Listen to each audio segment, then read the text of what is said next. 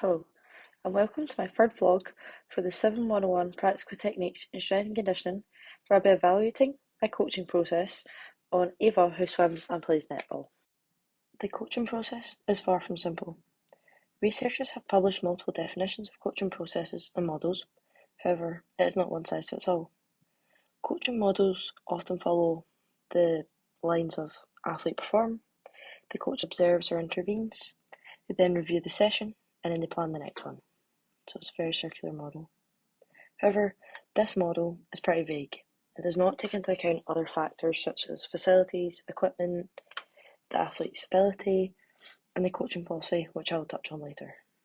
This highlights how the coaching process is complex, dynamic, and often adaptable.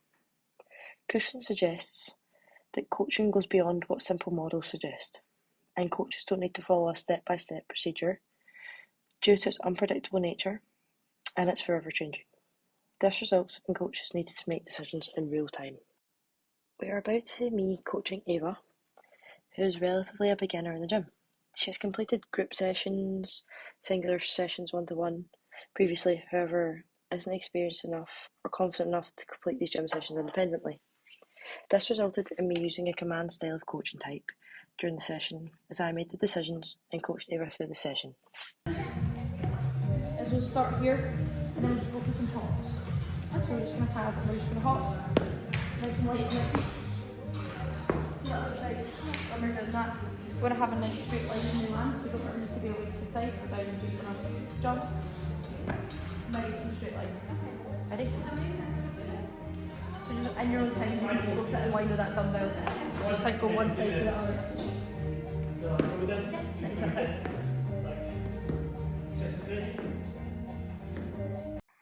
Firstly, from evaluating the beginning of this session with Ava, I highlighted that my instructions for completing this exercise were not as clear and concise as I thought in my head. In the video shown, I demonstrate how I would like the exercise to be completed. I use my arms and I jump further each time. When Ava does this, she focuses on the key areas which I told her, which was the landing mechanics of landing with her knee in line with her toe. However, she doesn't use her arms, which I expected her to do, as I instinctively know how to do this when jumping. The next thing I want you to do is use your arms.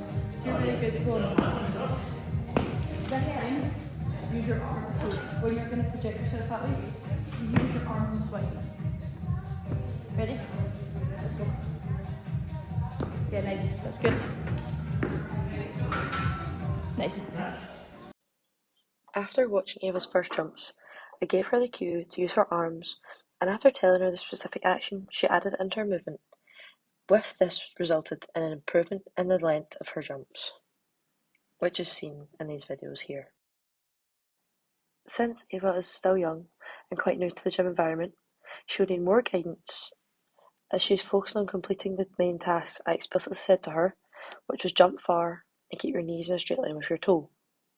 Research by Biat and his 4 stages of cognitive development highlights that early adolescents like Ava need simple, clear and concise instructions to understand the tasks they have to complete. As she'll be thinking logically and following the verbal instructions I gave her to complete the exercise, meaning she didn't really notice that I'd use my arms. Colt and Gilbert's study on coaching effectiveness and expertise suggested that effective coaches should follow the 4 C's when coaching. The 4 C's are competence, confidence, connection, and character.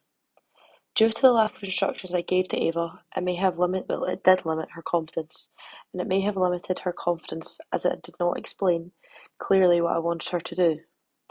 This will highlight the importance of concise and key coaching points when coaching young athletes. Our core nice and steady, nice and strong. Remember how I said about someone punching you? Yeah. Think about that. So 3 on each leg. So squat, stand up, and then back down. Yeah. So that's 1. Okay. So for 3 more of those, using on your right leg up first, and then keep one on your left leg first. Okay. Just take your time.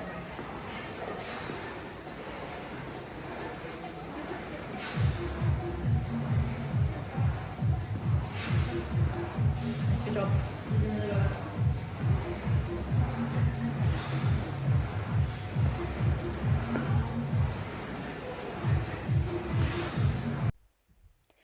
In the clips of the second exercise here, once again, I demonstrated the exercise first, with then giving Ava explicit instructions of bring your knee up to kneel, bring the second one up, stand, squat, and kneel back down. I'd say, once again, these instructions were quite vague, as I never gave her any coaching points. However, I did tell her to keep her core engaged. However, the timing of this was a bit off, as she's already halfway through a rep, so she lost her engagement and didn't complete a good rep. Yeah, that's perfect.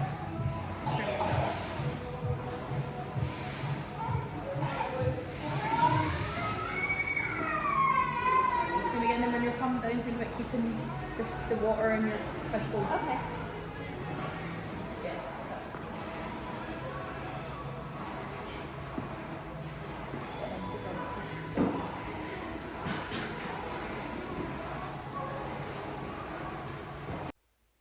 In these clips here, I gave Ava an external coaching cue to keep the water in the bowl at her hips.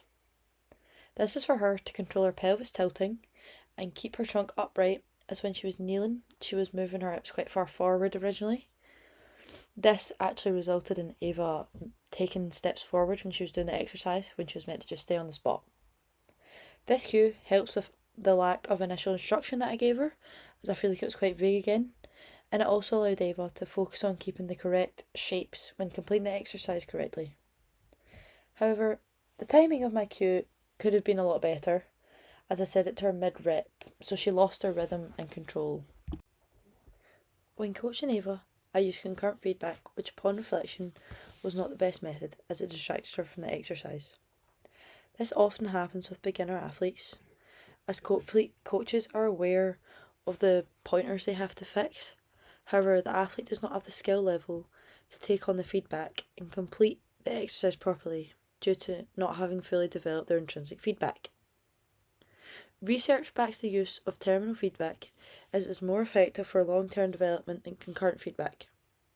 Terminal feedback is also more beneficial for retention of coaching points, which will benefit Ava as she grows confidence in the gym and is able to go independently. As just now, a lot of my time coaching is coaching professional rugby players who have developed their intrinsic feedback, I find it a lot more natural to go straight to concurrent feedback, as these guys are a lot more advanced athletes. So upon this reflection, I need to be more specific when coaching younger individuals and understand their needs to switch my coaching manner, as when athletes are not experienced, I can't use the same actions I would when coaching professional athletes. And this comes back to discussing that coaching doesn't all cover one blanket. Everything is so personable to the athletes. This is important to improve on, as my coaching philosophy is centred around athletes training to relate to their sport and their ability level. So this is ensuring that I match the sessions to the athlete's ability and also use the correct terminology, as it builds confidence for the athletes. Coaching cues are commonly used in coaching, with external cues being highly effective. This is because they focus on the outcome or the environment the athlete is in. Research backs up using external cues, as they are simple and snappy, resulting in the athlete retaining the points and just improving their performance. Simple coaching cues can be used from novice to professional athletes, so they are a key part of an effective coach's repertoire. Good examples of coaching cues are stuff like push the ground away, smash the pane of glass, and the floor is lava when jumping. I will take forward this evaluation and incorporate more coaching cues into my coaching vocabulary. So, to take home from making this video. The coaching process is complex and dynamic and differs from every session, as every athlete is different and every coach is different. This then results in the research. We don't have a specific coaching model being followed. However, different coaches with different coaching philosophies may adopt a certain model or follow specific ones. Effective coaches need good awareness of their session and the ability of their athlete, as a strong coach-athlete relationship builds confidence and trust, which in turn improves performance. After evaluating my coaching for this video, I'm going to use more external coaching cues, as well as being aware of when to coach athletes during the session.